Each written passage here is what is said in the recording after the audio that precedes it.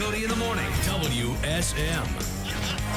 This is Coffee, Country, and Cody. Everybody, and welcome in. It's Coffee, Country, and Cody, and we are inside our Simply Superior studio at the A-Cup House on the Opry Plaza. I'm Kelly Sutton. That's Charlie Matos. He's had about 25 minutes of good sleep, so we'll talk about all the things that have been going on at the Opry last night. Annie Nye is here, and we've got Jeff Roberts upstairs. How long did you actually get? Like, how many hours of sleep did you actually get? Okay, so the problem is, the show ended right on time. Sure. I got home right around 10, and then got sucked into the Memphis Grizzlies Oklahoma City Thunder game. So I think I went to bed about 11:25. Okay. So I don't know if it was good sleep, but I was actually in bed 4 hours. That's excellent. You don't need more than that. Okay. There was a time. This is no longer that time, by the way, if anyone's keeping track. You're doing great this morning. Feeling good about it. Thank you. I am. Another cup of coffee for all of us going around, especially for you, Charlie. And we have entertainment headlines. A Cheeto that sold for $87,000. That's what I'm talking about. I don't understand it, but we're going to talk about it, and we'll show it to you because now we've teamed up with our streaming partners. So we are live on CircleCountry.com and Peacock and Roku and so many other places. Yes, and the Pokemon Cheeto and automatically made me think back to Bongo Java and the Nun Bun. Yes. If you are a native here, if you've been here, gosh, that was, I don't know how many years ago. We'll look it up. Yeah. Probably 20 years ago. Maybe even longer. But it's been a long, it made like the Today Show. It was like national news, the Nun Bun. I remember it was everywhere. Before we were known for the Woo Girls, we were known for the Nun Bun. We'll tell you all about it. And it's a mystery. It is a mystery that still has not been solved. I miss the good old days of just Mother Teresa as a baked good. It's so good. Yep. And tonight's the season premiere of Opry Country Classics. Yes. And on our Assembly Hall food stage here at the A-Cup House, Moe Bandy's going to come see us in about 10 minutes. I think he is waiting in the green room, so we're going to get him caffeinated and bring him in as well.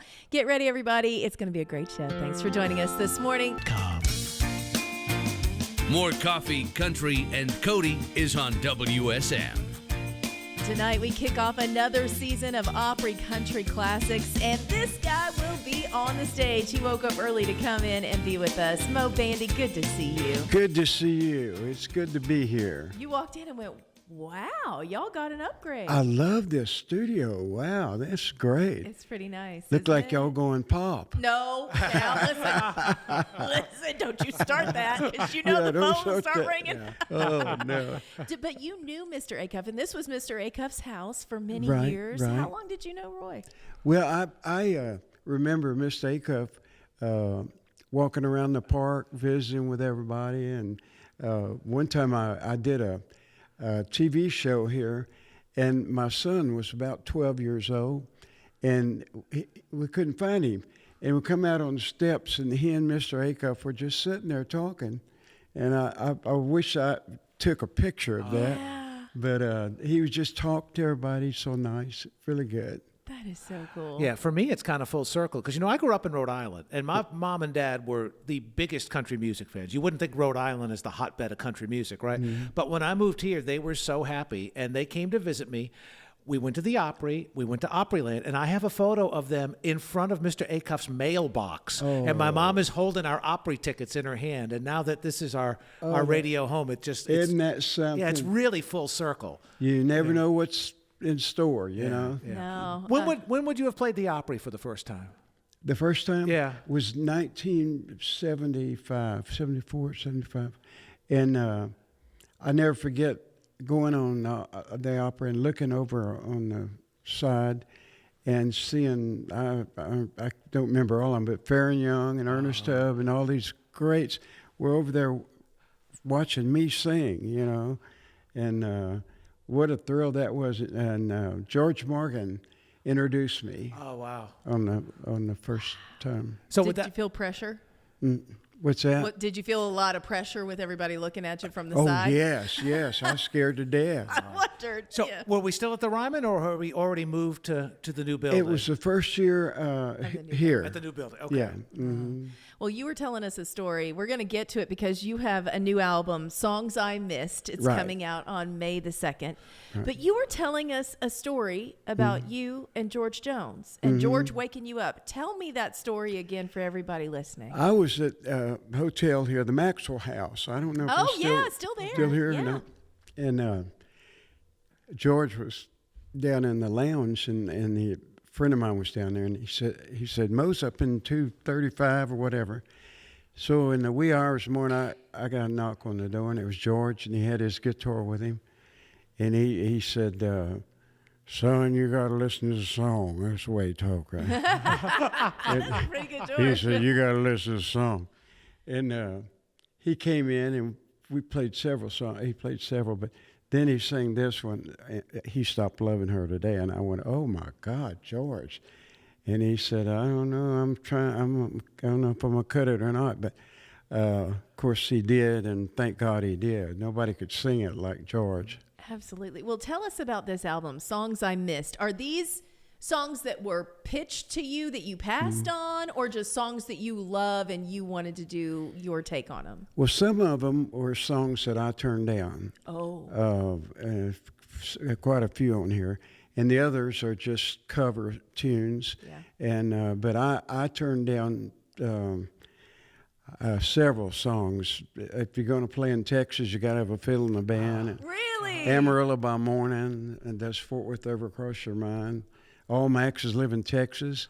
Whitey Schaefer. So all the Whitey Schaefer So I was songs. gonna say, Whitey Schaefer. Whitey Schaefer is sending them to Whitey you. was writing the George is like, it's fine, I'll take them. a bunch of my songs, and then I turned them down, and about 10 years later, George Strait come in and cut them. Of course, he ended up with a helicopter and 3 airplanes and all that stuff. Well, you mentioned George Jones waking you up at 3 in the morning. He's not the only one that woke you up at 3 in the morning. Did not Whitey Schaefer and Lefty Frizzell famously wake you up one time? That's right. I got a call in the wee hours of the morning, and I had told Whitey I'm looking for a rodeo song. And middle of the night, I got the call, and I said, "Who's it?" He said, "It's Lefty." I said, "Lefty who?" He said, "Lefty Frizzell." I said, "Oh, my God." And he said, "We wrote that rodeo song." And they sang it over the phone to me, and it was Bandy the Rodeo Clown. And, God, I couldn't wait to get in and cut it. And Wouldn't you love to have a recording of that phone call? What's that? Wouldn't you love to have a recording of that phone Oh, call? I wish I did.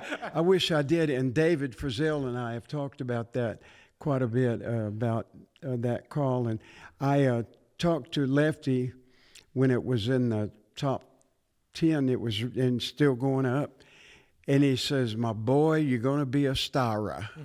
Tara.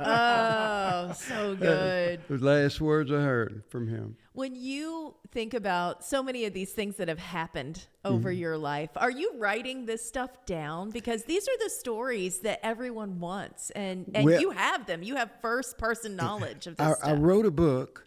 It's called Lucky Me, and with Scott England. And we wrote the book, and the book has been very successful. And matter of fact, we have a screenplay on it now. They've talked about doing a movie, and I read the. But the book has been one of the best things I've ever done. And I've got enough stories I could write another book if I had to. Now, if I remember correctly, a couple of weeks ago we had Gary Morris in studio, and we talked a lot about his friendship and campaigning and meeting and getting to know President Carter well in the day. I believe the foreword to your autobiography was written by President Bush, right? Barbara Bush. Yeah, Barbara Bush, right? Yeah. But you and the Bushes The got more to be powerful of the Bushes. Well, actually, that's true. The true decision maker in the family, probably. Right. But you got to be great friends with them. Oh, I started campaigning with them in '88. And we campaigned, and Loretta Lynn and Crystal Gale did some with us. And it got to a point where Americana, my song Americana, was kind of their theme. And it got to where I would go on stage and sing Americana. And ladies and gentlemen, the next president of the United States, I would introduce him.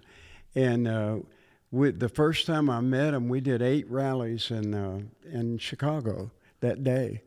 And I got to be friends, and when he was elected, he invited me I spent the night in the White House twice, and went to Camp David, and then a few years later, after he's out of office, went to Greece with him, and with the family, and they had the whole family, and we had this big boat, and we toured the islands, And then we went to the Olympics. I sat right with them in the opening night of the Olympics.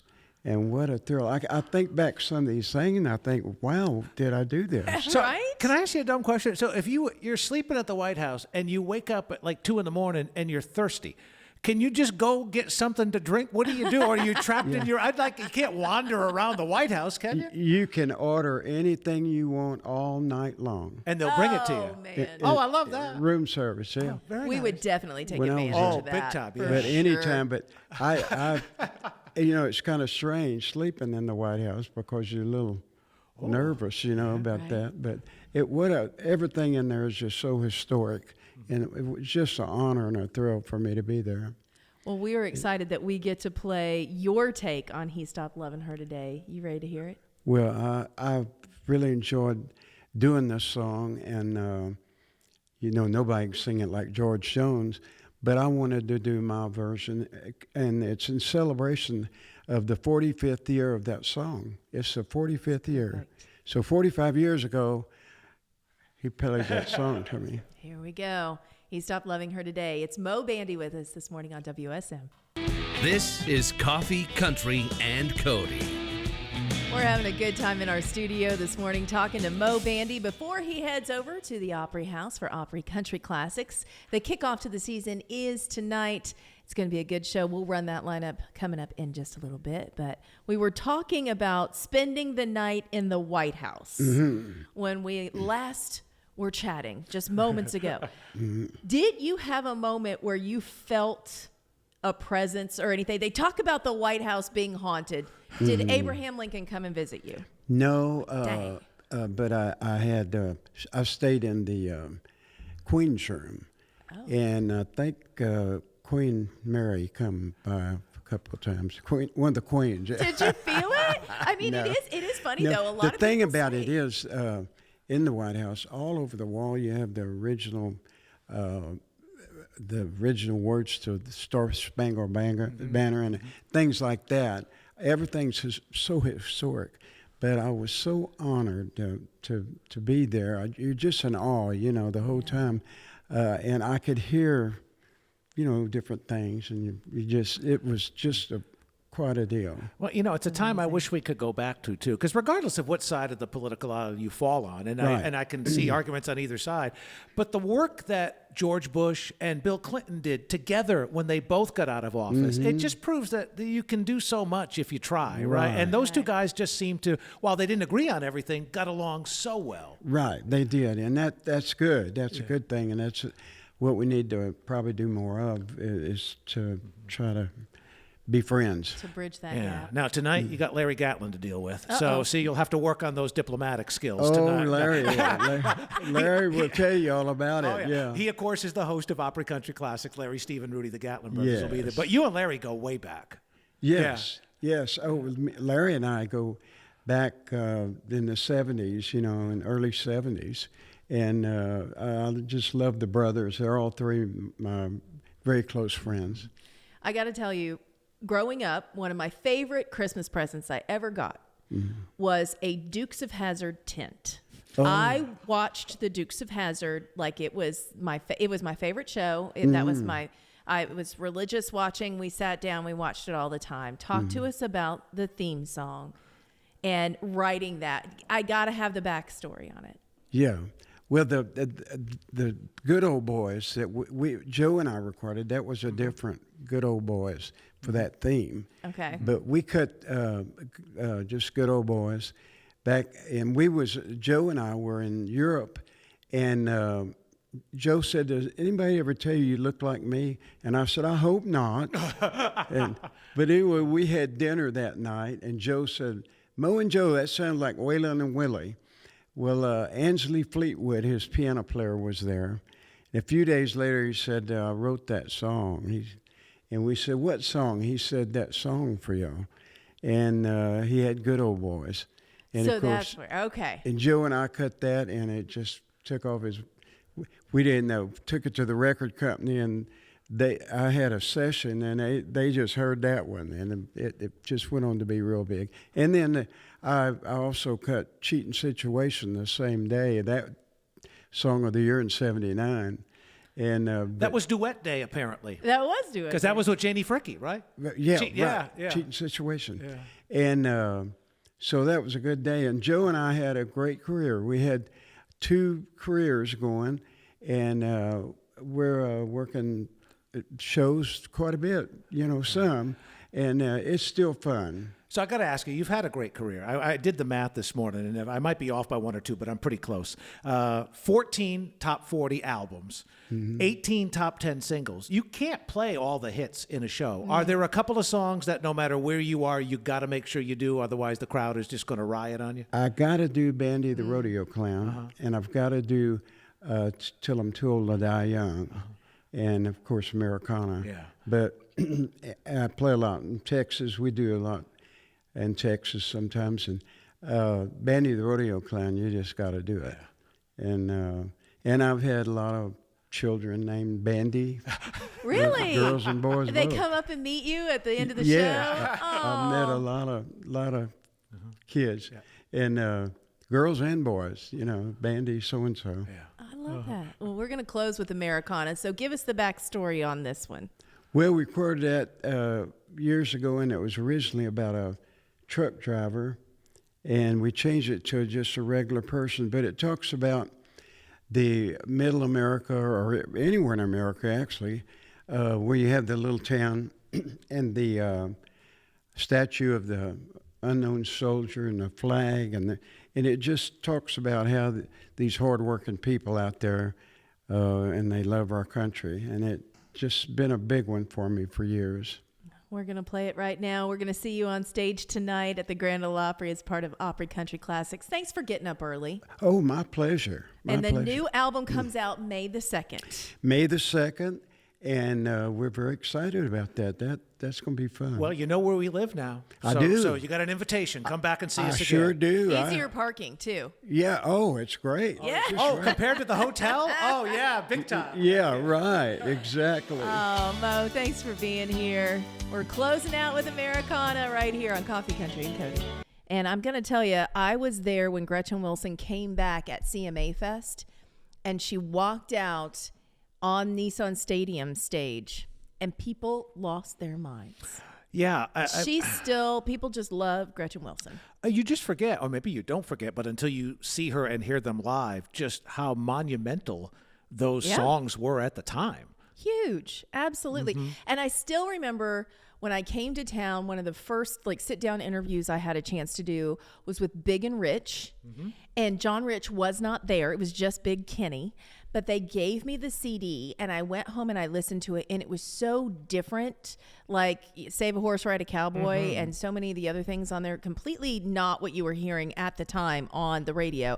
And that was about the same time that the whole music mafia was getting started. And, of course, Gretchen was a part of that as well. Yeah. So. And she still sounds great, which is key. Yeah, she sounds amazing. So, good morning, Gretchen, if you're listening to us this morning. Well, it's time to talk entertainment headlines. It's Coffee Country and Cody.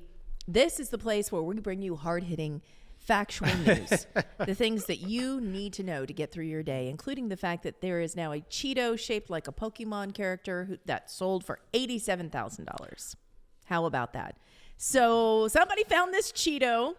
It's not just it's a hot Cheeto, not just a Cheeto, like a flaming hot Cheeto. And it looks like, is that Charizard? That's Charizard.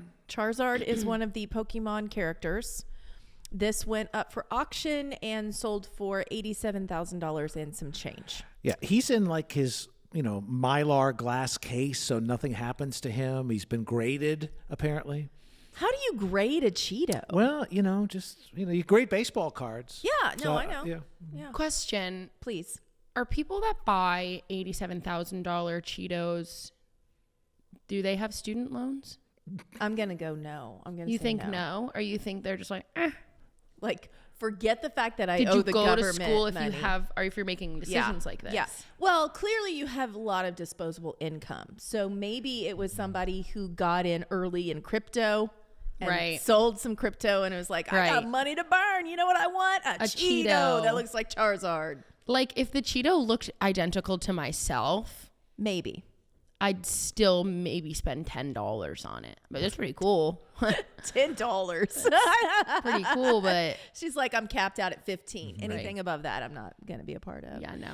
Okay, so immediately when Charlie saw this story, he's like, hey, I think we need to talk about this. And I said, you know what I'm thinking of? And before I could even type it to you, you were like, we got to talk I sent about you the nun photo. bun. Yeah.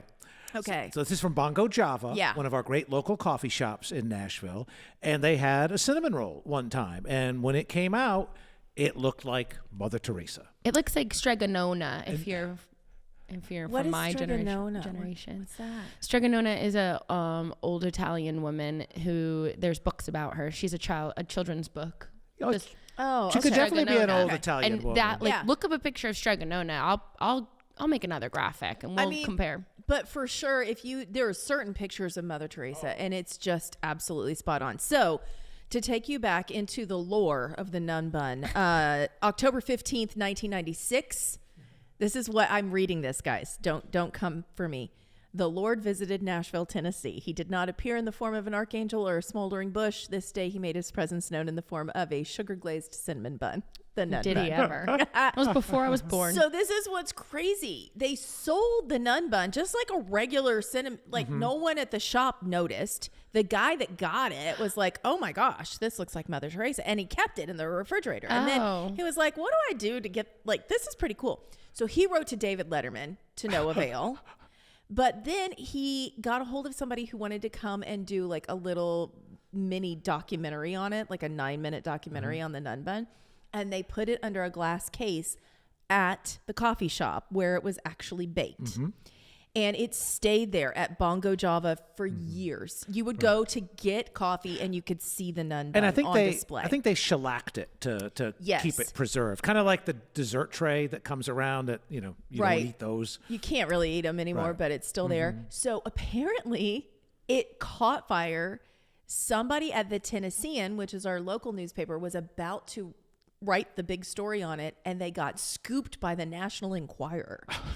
So then it becomes like a frenzy of who's going to tell the story of the nun bun. Right. And it was there forever. So I remember going, I don't think I saw it, but I remember going like and hearing about the nun bun and whatever. Then fast forward, I think it was like 11 years maybe later, somebody steals the nun bun. 2007. Someone steals the nun bun. I mean, they should have had better eyes on the nun bun at this point, I'd say. On Christmas Eve. Oh, God. That's tragic. Who does that? And do you know there was a $5,000 reward for the return, and it's still never been seen? Really, the mystery of the nun bun. Somebody has the nun bun in their possession. Now, let me say something to anyone listening that's anywhere north of here. This is what it's like. This is what it's like to live in the South. The Lord visits with the nun bun. It's a big thing. There's not a lot of things that break the news. So the nun bun has done it. That is something. I'm just saying, if you know of its appearance, this is a plea to the public. If you've known, if it was your grandma that stole it, or maybe it was a friend, Grandmas or whatever. don't steal. Okay, We're in the South. hey, Yeah. if she wanted a relic to feel closer To God. to God, she may have stolen the nun bun and then asked for forgiveness. Yes. I don't know. Anyway, if you know where it's at, just let us know. Send us an email. Ship it to us. You could ship it to us, but just let us know. We just want to know that it's in safe hands and that somebody didn't just like steal it and then forget about it and throw it away. That would be the worst scenario, don't you think? I could see someone clean. I cleaned out the fridge, by the way. No, the nun Right. bun. Not the nun bun. Not the nun bun, guys. Yeah. Keep the nun bun safe. It made me Oh think my back gosh. to an old Johnny Carson Tonight Show episode where he had the chip lady on. This woman who had this whole collection of chips that looked like things, animals, butterflies. And Johnny, unbeknownst to her, had a bowl of chips and just ate one. And the look on her face, thinking he had eaten one of her priceless potato Devastation. chips. Yeah, it was just perfect. It's terrible. What an evil, evil thought. More Coffee, Country, and Cody is on WSM. Welcome back, everybody. It's Coffee Country and Cody on WSN.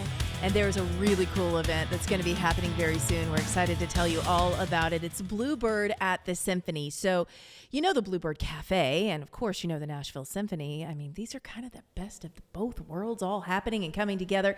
And this morning in studio with us, we've got Charles Dixon, Kelly Archer. Hi, guys. Welcome in. Hello. Good morning. It's good to see you. Good to see you as well. So, Charles and I go way back. We've done stuff together for a while. How did this idea come about of putting together what we know and love as sometimes writers' rounds here in Nashville, which is, it's interesting that other people, when you say that, they don't quite understand it, what that entails, right? Yeah.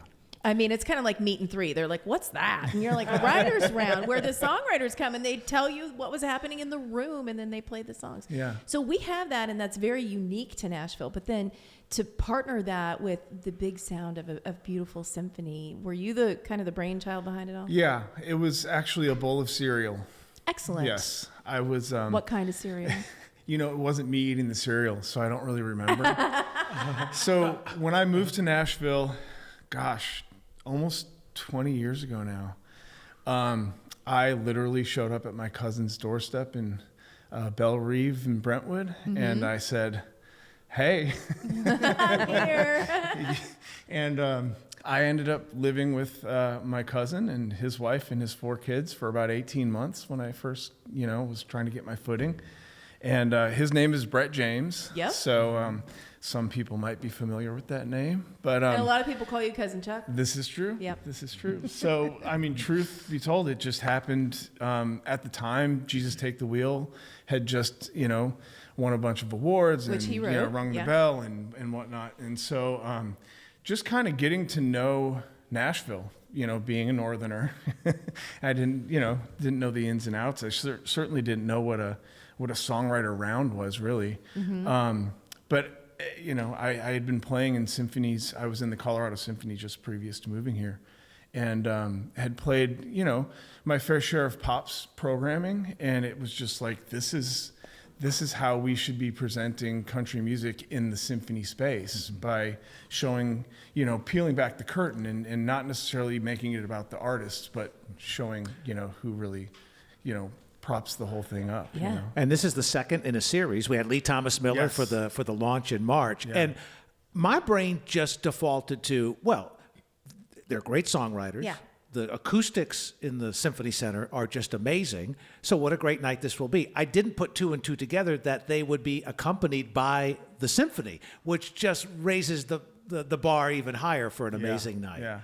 Yeah, and it literally was one morning. I had been talking to somebody, a colleague of mine, about this idea of like trying to program a pops show for symphony orchestra with Nashville songwriters. And woke up one morning, Brett was in the kitchen eating a bowl of cereal, and I just said, hey, what would you guys think of playing with a symphony? He's like, come on, are you kidding me? Who wouldn't want to play with a symphony? So the next step was I crashed a write with Brett Hillary and Gordy Sampson, and Brett kind of gave him the pitch. And the next thing you know, we were trying to program symphonies. We ended up playing with the Boston Pops in 2013, which was kind of like, that's sort of the pinnacle of that world. And Kelly was part of the original cast. So in the beginning, I didn't really embrace the songwriter round from a staging standpoint. I still saw it as being, very symphonic and gala style. So like, Sure. Brett was coming on, then Hillary would join him for their songs together, but then he would leave and she would do one of her songs. And then after a few times of people missing their cues to get on stage, That's a big production. That's a big production. I realized that it might be better, to have us all static and really embrace, the Bluebird style songwriter show. And that's sort of what this evolution is. We've done shows for a long time in the beginning under various titles and brands, but Kelly was part of the beginning, and this is like kind of the great bookend, because now Kelly's a hit songwriter in her own right and part Lots of of the hit principal songs. cast. So That's so cool. So Kelly, tell us about growing up. You grew up in Canada. We were just talking Grew up about in this the West Coast, yeah, and you went to a French immersion school. I grew up in a French school, got most of my classes in French. But people often say to me, like, what does a Canadian and country music have to do together? I was like, well, my dad actually owned a country bar when I was growing up. So I spent my Saturdays picking up swizzle sticks and cigarette butts off the floor and earning my keep. We would get a bag of chips and a game of pool and unlimited games of Pac-Man. Oh, wow. Worth it. Did you memorize the patterns? I did not. Okay. I was maybe a little too young for the patterns, but yeah. So I grew up kind of surrounded. My first favorite singer was Kenny Rogers, and I used to perform The Gambler at family functions. So which made me very popular at school. Oh, I bet. I bet. I hope and that I Don say Schwartz that is very listening yeah. this I say morning. that very sarcastically. I was like, "Guys, have you heard this?" And they were like, "No." And I was like, "Oh, okay." It's because you weren't singing it in French. That's the only That's reason. probably Kelly. what yeah, it is. Just hang tight to that. No, but I got the. It's still my favorite gig I ever had was getting hired to sing backgrounds for the 3-hit songwriters that I was big fans of. 10 years ago, we sang with the Boston Pops, as Charles said, on my birthday. I got to bring my parents to Boston. It was incredible. And it's just amazing to see how far this idea of bringing my favorite gig and my favorite place in town, the Bluebird Cafe, together with the incredible Nashville Symphony. It is really a dream come true. So I'm extremely excited about this show. It's amazing. So songwriting, it can be a very private, it can be a very intimate thing. Sometimes you write by yourself. Even if you co-write, it's not necessarily a party. What is it like to take those songs and hear them on that stage and literally be lifted off the ground by a symphony in back of you? I mean, when you come to Nashville as a songwriter, you're a little bit of a dreamer and you're wanting that magic. Sure. And a lot of times the business can make it not magical. You know, you go in every day and you create, and some days you bang your head against the wall, and some days there's a little magic in the room, and then you have these little accomplishments of somebody cutting a song, and then if you're lucky enough, you have somebody put the song out and have that radio success, which is another layer of magic. Then maybe one day you get to hear a crowd sing your song back at a concert that you got free tickets to because you wrote one of the songs, and that's something. And then this is a whole other level. I got to play a show that we did at Cheekwood with a smaller symphony, and just like there were moments where I had to like catch my breath a little bit because the string section would come in on a song and it would just like literally feel a bit overwhelming and beautiful. So I'm very excited to have the entire Nashville Symphony play on these songs. It's really a magical part of this journey for me. It's going to be happening on Monday, March 10th. We've got more with both of our guests coming up, but we're going to play one of your number one hits right now with Travis Denning. Yes. After a few, give us what was happening in the room when you guys wrote this. Well, I always jokingly say I kind of grew up a little bit on some 80s, late 80s rock into like 90s country, 90s R&B.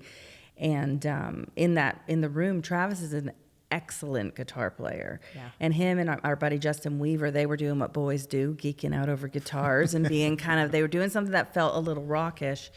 And I was looking through my ideas and I said, why don't we do this idea and let's like come hot out of the box with this song. Yeah. Like, let's not save it for the chorus. Let's hit it like they would in the late 80s rock. And anyways, it was a song that I personally loved and I wasn't sure was going to be accepted at the time of where music was, and luckily, like it was a favorite. I feel like it got kind of chosen through the popularity of the song. So, we were really lucky with that one. All the way to number one.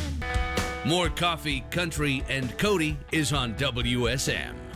Welcome back, everybody. It's Coffee, Country, and Cody. We are inside the Simply Superior studio at the Acuff House on the Opry Plaza, and we are talking all about a special event happening this coming Monday. It's March the 10th.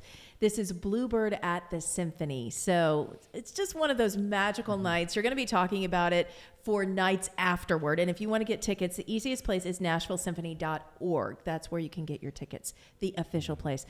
With us in the studio this morning, Charles Dixon and Kelly Archer. Good to see you guys. Thanks for being here and talking about it. So that night, Kelly, you're there with Natalie Hemby and Tranny. Yes. Tranny Anderson. And it's like girl night out. I'm there to hear those girls play. I'm big fans of both of them. They're incredible, both of them. Natalie is, she was for a while, and I think her daughter still is on dance team. So we're just dance moms together at high school. It's crazy, too, in Nashville, how normal a songwriter can live. Like, you write these amazing, incredible hit songs, but you're still able to go to the grocery store. You're still able to pick your kids up. And I miss Kelly, who has been to all of those shows. I'm in the crowd watching the dance. Well, I'll see you because we got one coming up in April. I'll get you the ticket link. It'll be good. But when you came here, did you have an idea of what life was going to be like as a songwriter, or was it just following your passion? I mean, for me, it was the most random. I mean, I got in my car and I drove 2,800 miles from the west coast of Canada. I didn't know a soul. And really, it was the Bluebird Cafe and NSAI that introduced me to the songwriting world. I would go to any free course that NSAI, the National Songwriters Association, was putting on, and I learned so much from there. And then I spent all my evenings, back when you could easily get into the Bluebird if you really just came early enough. So before the TV show Nashville is what you're saying. Yeah. And it's where I went to college, really. I just sat in that room in the corner, and I drank my minimum beverage requirement. And that would be 2. Yes. And I watched, legendary songwriters who wrote all the songs for everything from Garth Brooks to Faith Hill to the Dixie Chicks. And I just watched and studied what they did, because I really didn't know what I was doing when I first got here, and I really credit that. And to this day, like, that venue is like such a special place for any songwriter, and that's why it's extra exciting to have them collaborate with the Symphony on this project. It's really special to Nashville. You referenced driving 2,800 miles. Vancouver is home. Yes. I mean, truly one of the most beautiful cities in the world. Yes. I wish it was closer. I wish I could pull it in closer. But I've often thought, and more lately, what it would be like to live in Canada. And I like Victoria Island is where I would land, because it's so close to the city, but yet very mild as far as winters go. Yeah, it was funny. I was just there last week, and I got in at like midnight on Sunday night, flying back. And all last week it was in the 50s and sunny. We had a few days of rain, but for the most part. And then I land, and I thought it was a beautiful week in Nashville last week from what I saw. And then I land at the airport, and I walked down, it was like 32 degrees again, and I was like, what is happening? We called that when the you come spring back of from deception. When you come back from Canada, and you're like, why is it so cold in the South? That's it. And I know, Charlie, you were asking Charles too before we went to break, who does all of the charts for this? Because that was the one thing in talking to people who've done this before, the only scary part, and I think it was Chris DiStefano that was like, I can't vamp. Like they've got a chart, and I've got to play this straightforward. There's no deviation in what I'm doing with my songs. So who writes all of the charts for this? Charles Judge. Okay. Charlie has been on every record you could think of, and for about 20 years was kind of the guy playing keyboards on records. And he was my first and only partner in this project. I literally asked Brett, who should I get to do the orchestral arrangements? Because I didn't want to use like a seasoned symphonic pops guy or girl. I wanted it to really live organically in the Nashville kind of commercial space. And so, literally, Brett just rattled off Charlie Judge. Gave me his number. I set up a meeting, and the next thing, we're writing songs and are writing arrangements and planning shows. I love it. Well, again, it's going to be happening Monday night. Kelly, you have your guitar out, and I said, which one do you want to do? And you said a current song that is on the charts right now. Yeah. Flirting with number 1, hopefully. I mean, we always have our fingers crossed. I feel pretty good about it.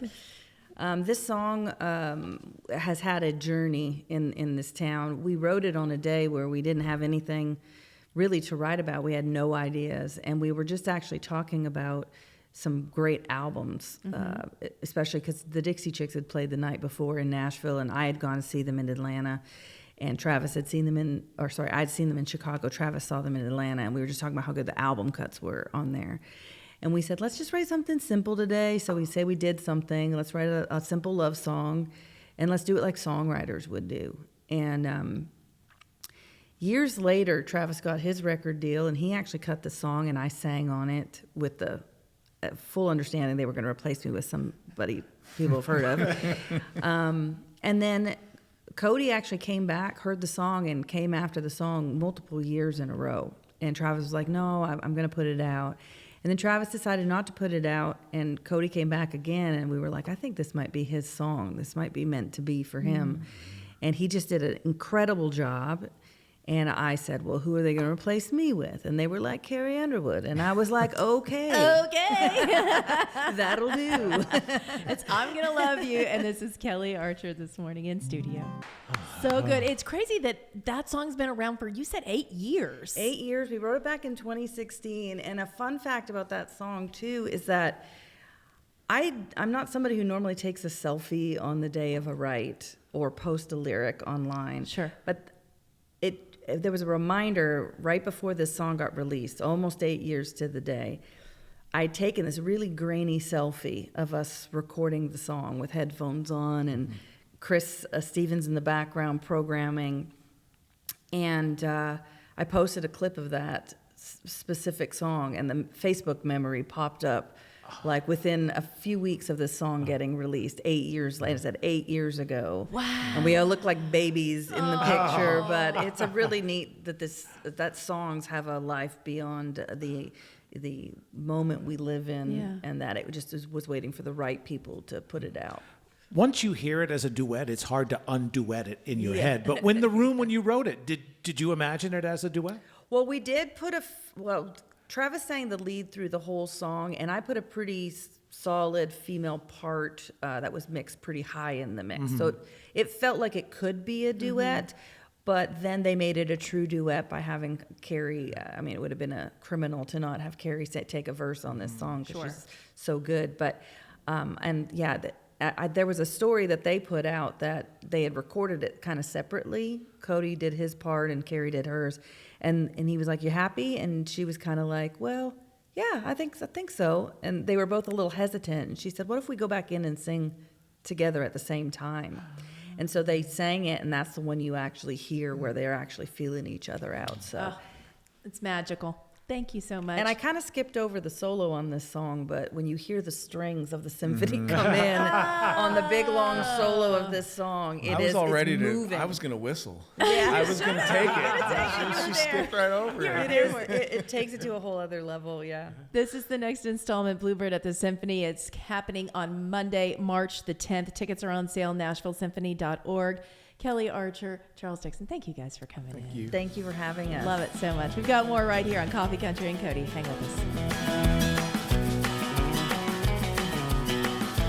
us. More Coffee Country and Cody is on WSM. Yes, it is. It's Coffee Country and Cody on WSM, and we have some entertainment headlines we want to get to. I talked about this earlier, but just in case you missed it, our friend Ashley McBride, who's been on stage at the Opry with us a lot in the last couple weeks, actually, you might notice she has a lot of ink, a lot of tattoos. Apparently, one of those tattoos came from a vending machine. Okay, here's the story. So, she's got the big eagle that's on her chest. She has almost full sleeves on both of her arms. Well, she said when she decided to get her first tattoo, she walked into a place in Arkansas and she got to know this lady that was there who was actually the artist drawing these. And at one point, she walked in and I believe her name is Nancy. She had kind of a vending machine. And here's how Ashley came up with one of her tattoos. This eagle, those prize machines where you put a quarter in and the egg comes out and you get like a ball or a prize? Nancy has one in her tattoo studio. You twist the thing and whatever comes out, she's putting on you. This little teeny. She literally just went with it, got the egg. It was an eagle, so she has that eagle on her arm from a vending machine, from one of those little prize gumballs. What? I'm not that brave. I guess when you have a lot of tattoos, it doesn't matter. But that was the first, wasn't it? No. The first one was a fat baby devil with a halo and a pitchfork. Well, of course it was. Okay. And she said she walked in and she goes, I want this one. And the guy was like, really? That's the one you want? And she's like, yes. And then she met Nancy, and Okay. it kind of progressed. Yeah, it is a roll of the dice, though. I just can't. I have palpitations when I was think going about to say what I want for lunch. you're starting to sweat just contemplating it. It's so permanent. It's so permanent. well- I almost got one, though. Once upon a time, I almost got the Grateful Dead bears around my ankle. I know that would look great.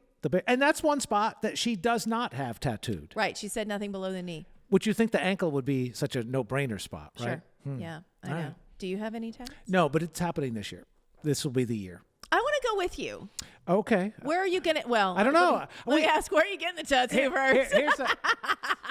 Oh, you didn't mean which location I was going to get. No. It's going to be on my arm. Okay, great. It's a very safe spot. Good. I don't know. We have so many friends of the show who have people they love. So I just need to ask somebody whose artwork I really like where you got it and then go there. Annie has tattoos. She does. And so, Annie, you'll go with us. You'll hold his hand. I'm sensing this will You be how some. many? 15 or 16? But yours are all very, very small. Yeah. Mm-hmm. She said the ankle is the most painful spot. Okay. Okay. Well, that's not Well, what I'm not doing. getting it So, then. no. Okay. You're going to get one too then. We'll make it a party. Maybe, Come on. Maybe. It's a while off. We'll talk about it. Jukebox Carrie Might be tomorrow. I just said this year. We got to talk about Carrie Okay, Underwood go being ahead. a jukebox. This is great. Jukebox Carrie is the new version of Carrie that people are going to be meeting on American Idol. This is so cool. So apparently Luke Bryan and Lionel Richie both said it's uncanny. He said, I have never met somebody who knows every lyric to every song. Lionel said that. Lionel Richie, who probably knows every lyric to every song. He said her recall is unbelievable, and you're going to see more of it throughout the season of American Idol. If you haven't been watching, they did a little preview after the Oscars.